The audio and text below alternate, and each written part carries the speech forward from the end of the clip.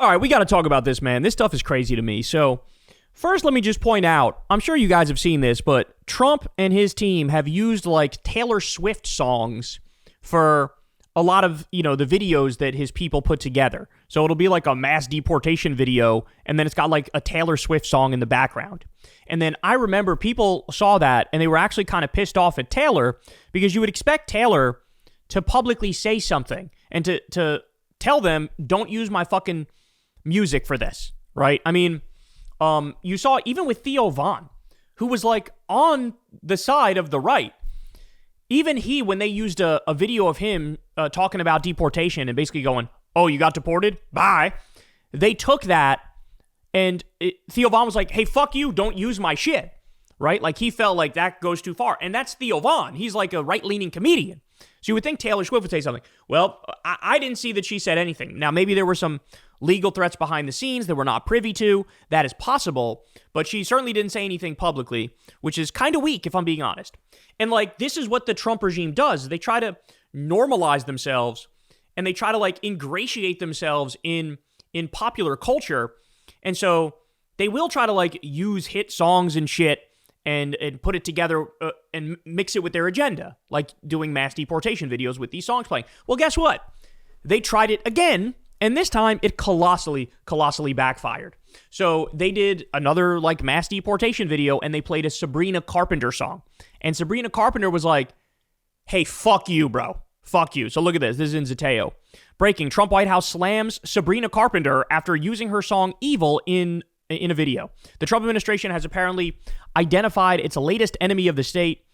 On Tuesday morning, pop star Sabrina Carpenter responded to the Trump White House using her song Juno in one of its many pro-mass deportation videos. Quote, "This video is evil and disgusting. Do not ever involve me or my music to benefit your inhumane agenda," the singer-songwriter wrote, replying to the White House on X. Let me just pause here to point out, Sabrina, low-key goated. I respect the shit out of you not only denouncing this, but denouncing it in the clearest terms possible and saying, no, there will be no room for misinterpretation here. Fuck you and your agenda and the horse you rode in on, bitch. I respect the shit out of that. So again, she said, quote, "This video is evil and disgusting. Do not ever involve me or my music to benefit your inhumane agenda." So now she responded to the White House to that video and said that, right? I don't know if it was Department of Homeland Security or the White House or whoever. One of those accounts tweeted it. She replied, bro, as of me recording this right now, her reply has over 1 million likes. Over 1 million likes. I don't know if I've ever seen that before. So you want to talk about a ratio? That's a ratio to the high heavens, son. God damn, that's a legendary ratio. All right, more. So within the same morning, President Donald Trump's staff had already sent Zateo its official response, trashing Carpenter while mixing in references to her music. Oh, God, they're going to do this corny-ass thing. Quote, "Here's a short and sweet message for Sabrina Carpenter. We won't apologize for deporting dangerous criminal, illegal murderers, rapists, and pedophiles from our country." Okay, let me just pause to say it's totally made up. Like over 90% of the people, according to some counts, over 90% of the people that they're arresting are not violent criminals.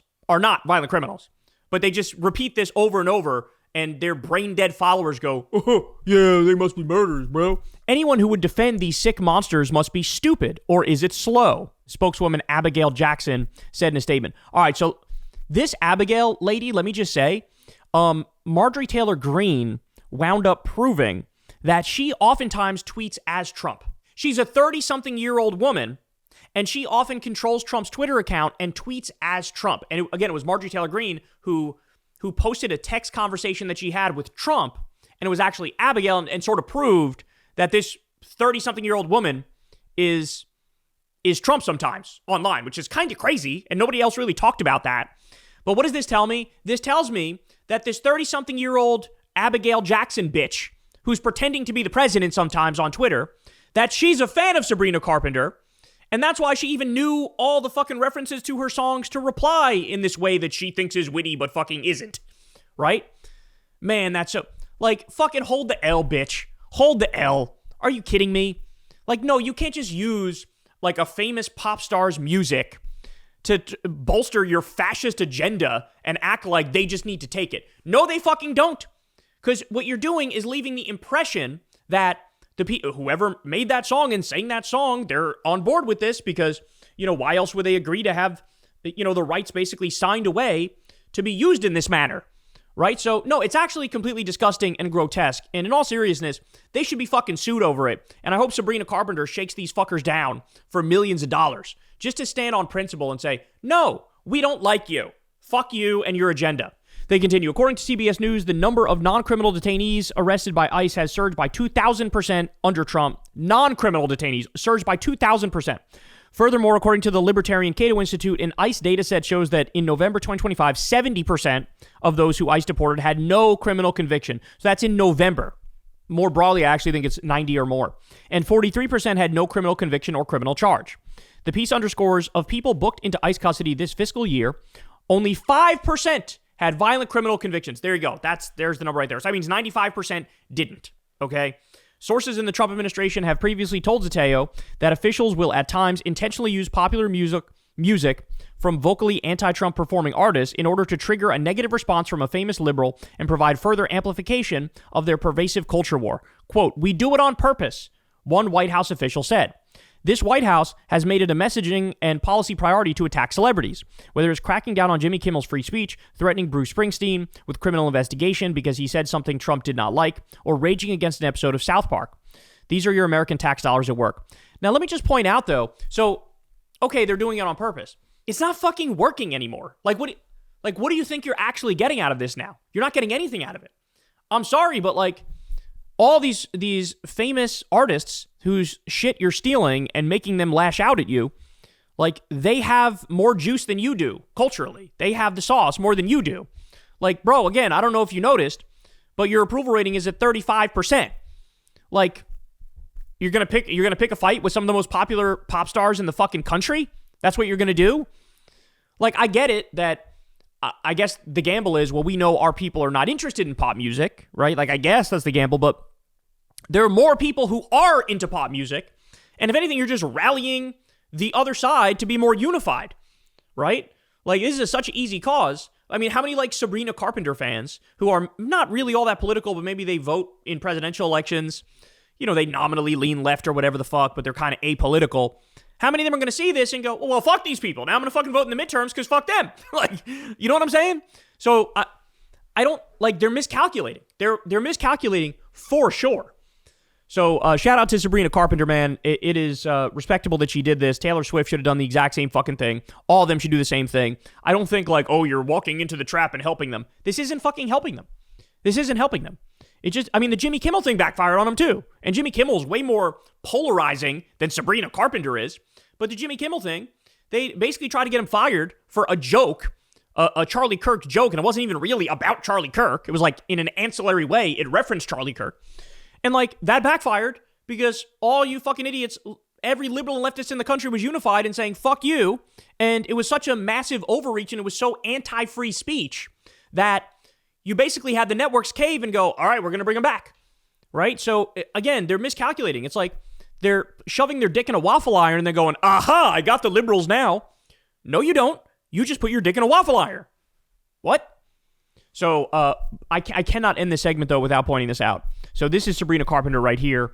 I like some of her songs. She's got some good songs. So here's what she looks like. She's the it girl at the moment, right? But as so many people have pointed out, she looks exactly like young Hillary Clinton. Look at this. So here is young Hillary Clinton. That's young Hillary Clinton. Ready? Sabrina Carpenter. Young Hillary Clinton. Sabrina Carpenter. Young Hillary Clinton. Low-key, very similar. Very, very similar. So I don't know if that changes anybody's opinion on what they think of Sabrina or what they think of young Hillary Clinton. But Bill was pulling, y'all. I guess that's not a very surprising thing, but here you go. I'll click some more for you. Here's another one. Young Hillary Clinton. Right? Young Hillary Clinton right here. I see it. I kind of see it. It looks to me, it looks like Sabrina Carpenter. I was going to say a little bit, but it's not even a little bit. It's actually a lot of it, in my opinion. See, oh, here you go. Oh, no, they were saying Sydney Sweeney, too? I kind of see that too. All right, maybe I'm just maybe I'm just racist against white blondes. And they all look the same. What are you? They're saying Sydney Sweeney here. Yeah, I don't know. I feel like I see Sabrina Carpenter more, personally. I see Sabrina Carpenter more. But anyway, shout out to Sabrina Carpenter. That was based as hell. And God, I just fucking hate these. I just hate the... Why do you think they're doing the culture war slop too, by the way? Like, they calculated this is going to help them for whatever reason. But why do you think Trump and his team are doing the culture war slop? Because they know they got nothing else. They know with Trump building the Epstein Memorial Ballroom and destroying the East Wing and throwing Great Gatsby parties and giving billionaires more tax cuts and subsidies, like, they know people are pissed off. They know inflation's going up. They know unemployment's going up. You know, they know they've kicked 17 million people off their health care. So how do you distract from that? Talk about some culture war shit, right? Get into a fight with a pop star. Because at least then, nobody's bringing up Epstein in that scenario. At least then, nobody's bringing up their warmongering in that scenario. That's actually what's going on here, and it's wild to see. Hey, y'all, do me a favor and like and subscribe. It helps out big time in the algorithm. Click the bell as well for notifications when videos drop, and watch that video on screen right now. You know you want to.